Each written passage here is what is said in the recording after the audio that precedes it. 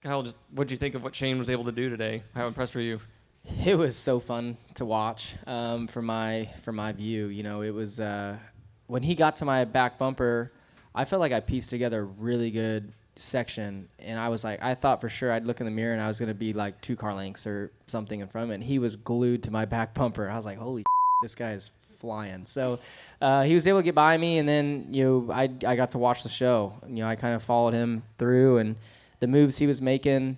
Really everywhere. He could pass anywhere. But the moves that he could make into two was really neat to see. And then the pass that he had for the lead. I thought their battle for the lead was great. He made his move into two.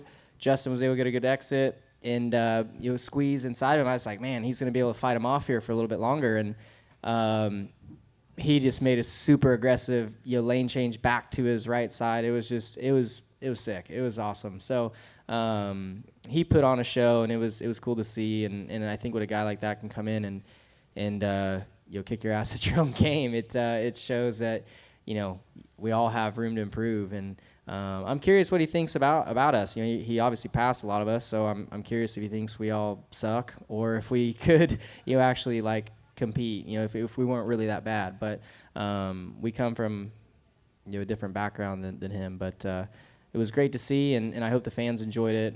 Congrats to him and the team and Justin Marks. That was really, really cool to see. Shane, I know Kyle Larson came to congratulate you, but when he was in here, he was wondering, I guess, what you thought about the field. He said, I think when a guy like that can come in and kick your ass at your own game, it shows we all have room to improve. I'm curious what he thinks about us. He obviously passed a lot of us, so I'm curious if he thinks we all suck or if we could actually compete like if we weren't really that bad. So what did you think of them? I'm sure if it was an oval, it would be the other way around. I guess this is my sort of bread and butter, the street circuits. We do almost half of our series races are street circuits. So I'm comfortable with the walls. Took me a bit to learn the proximity of the car, having the car on the other side of me. So I was missing apexes turning left and struggling turning right to know where that side of the car was. But yeah, I got better and better, and in qualifying I left a lot on the table. Like, it's very intimidating on these straights. You have a 90-degree corner and no runoff, so I left a lot on the table and braking, and every lap today I was learning and getting better. But those guys are good. In the wet, the tire was so different to anything I'm used to, but they were straight into it and just into it. And when I got on the slicks again, I was probably a bit too timid, and the guys were all over me. The next restart, I was just trying to find my feet a bit and figure out how everyone races and what it's like. And, everyone's good, and the passes they were making were committed, and I probably was a bit too nice to some people, but, that's how it was. And then coming back through the field, I thought, once the race got short and we had to pit to be able to make it on fuel, and thought it was going to be difficult from 18th. And, I don't know the paint schemes that well or the numbers, so I was kind of trying to read the numbers on the windscreen to figure out who people were when I come up on them and, kind of remember who's good and who's not. And, yeah, had some really good battles coming through. Some guys waved to me and some guys battled hard, which was really cool. And everyone was clean, and I got a couple of taps. I tapped a couple of people, and there was that crazy restart at turn 11. The spotter was going off. I've never raced with a spotter before, and I normally would have just barreled on and joined the crash. So it was pretty cool to see how that side of it works. Go ahead. Hey, Shane. I've obviously seen all of your wins in your career. Where do you think this one ranks? Because I've certainly got it right up there. Yeah, it's obviously pretty high, but it's still, like, supercars is my dream, and, winning that championship and races like Bathurst over there are still top of the list. But to come in and do this, I don't know where it ranks yet. It's still sinking in, but it's obviously one of the most special victories I've ever had. And yeah, to share it with so many people, to have my dad come over and a few other family, and the team, how awesome this team is. It's great. Trackhouse is such a cool organisation to be part of. The atmosphere and the teams, I've never really experienced anything like it before. Probably more relaxed than I've seen in a couple of years. I mean, does it feel like this is the sort of place that you could come to race full time?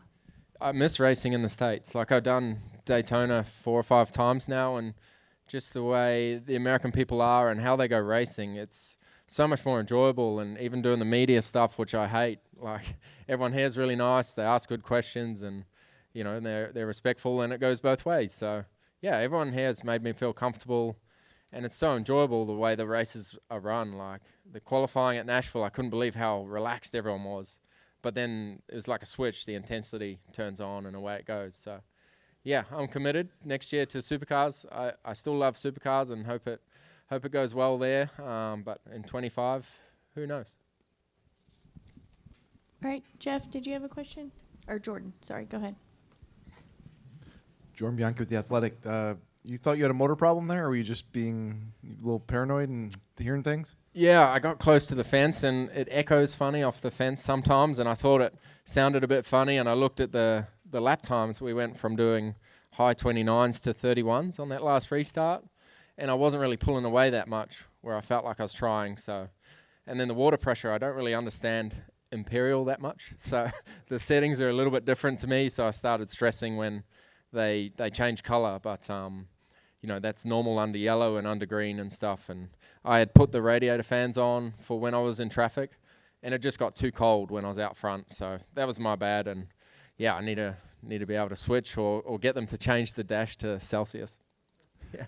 One thing I saw was there was quite a few of your supporters here from Australia and New Zealand. Did you get a chance to interact with a lot of them? What was that like kind of throughout the weekend? Yeah, I've never done 50,000 photos on the podium before, but there was some guys with SVG shirts that came from Australia and came to watch the race. So they snuck up onto the podium and took some photos with them. But man, the support we've had and the interest from Australia and New Zealand, it's been, it's overwhelming and so cool to see how interested people are in this race. And hopefully it shows how good our supercar drivers are and opens the floodgates, and we can come over here and race. There hasn't been anyone from supercars since Marcus really come and have a go, but there's plenty of good drivers now wanting to come and try expand and come over here, and any of the top 10 in supercars are good enough to come and do what I just did. All right, go ahead. Yes, Naima Latifah on Air Daily News, and congratulations on your win. Thank you. There was a big deal changing the city streets to a race car track here in Chicago, but also this is usually the weekend where it rains. So how did this track compare to what you have experienced before? What kind of adjustments did you have to make based on the way the track ran and the weather? Yeah, it's pretty similar to some tracks we have, like the last half of Surfers Paradise is pretty similar to this in some ways, but the changes in surface were extreme, like to go from old to new, and then the concrete. I've never driven on concrete like that really, maybe Sebring a little bit, but then when it rained, the concrete was crazy slippery for everyone, so quite different. But for NASCAR, like their first ever street race and the way the weekend run, unfortunately the Xfinity series didn't happen, but yeah, it's credit to NASCAR to nail it on their first weekend, and hopefully it leads to more street courses, and I'd love to be here for them. All right, we're going to go to Reed.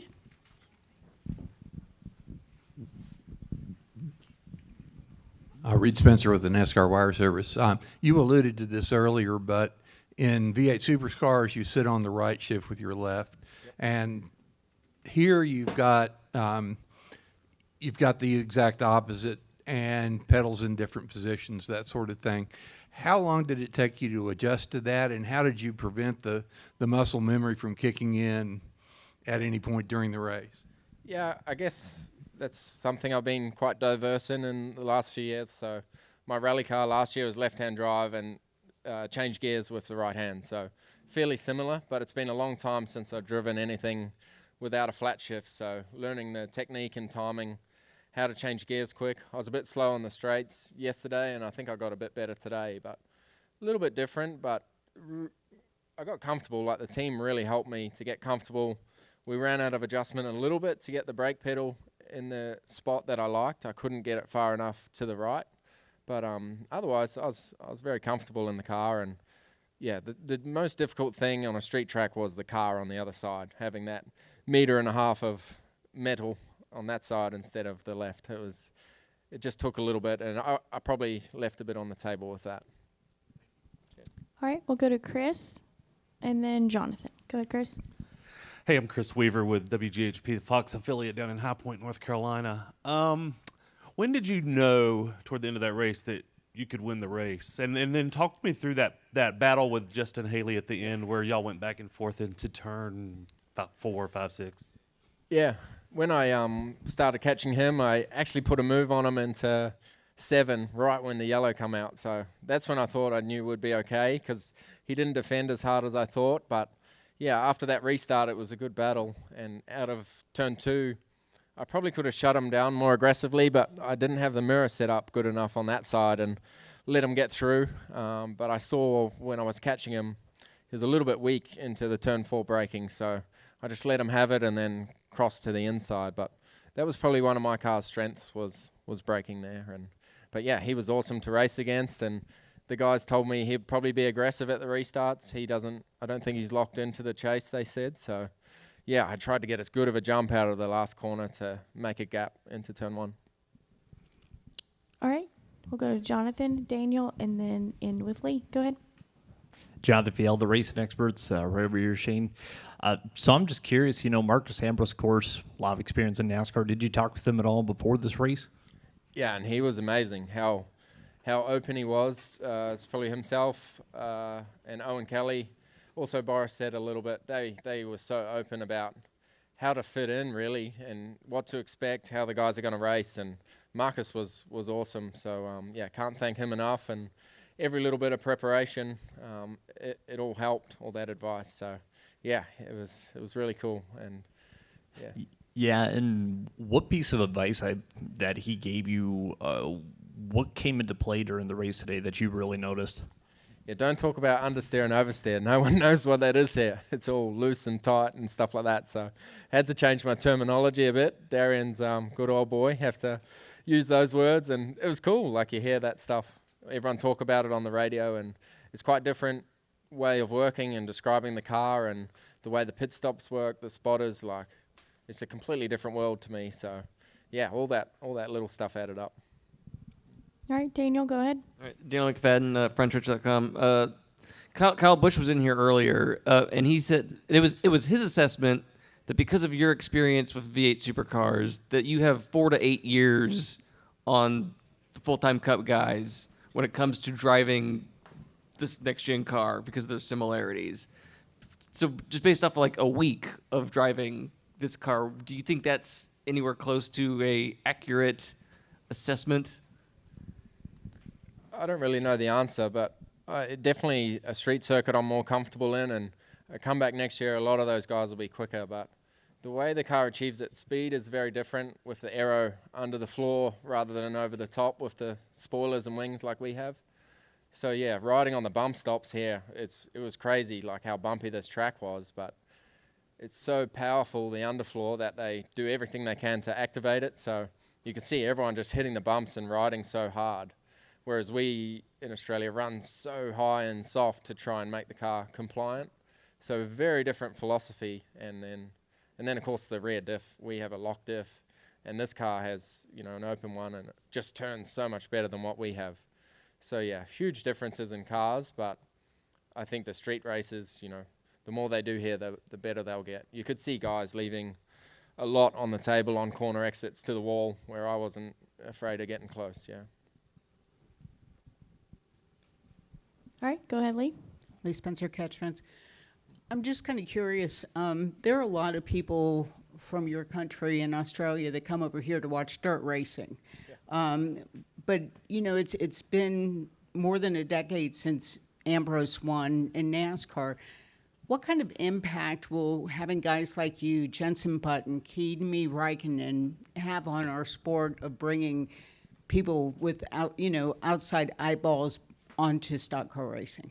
Yeah, it's an amazing opportunity and probably something we couldn't have done in the old car. That car looked so foreign to everything else, where this car's a bit more relative to all race cars around the world. So yeah, it's appealing. Like you saw Jenson yesterday, he was so competitive, and we were both running up front, probably where we shouldn't be. So it was pretty cool, and this car now allows people to do it. So hopefully people look outside the circle a bit more and let foreigners come and race. But for sure an oval race would be a completely different world. So I'd love to try it, but that would be the 4 to 8 years to get up to speed for sure. Like, it's so difficult. Well, it looks so difficult and intense how that all works, but I'd love to give it a go. All right, Shane, congratulations. Oh, I'm sorry. We had one final question in the back. I just saw your hand. We'll grab this question and then we'll wrap up. Hi, Tim Healy from the Truth About Cars.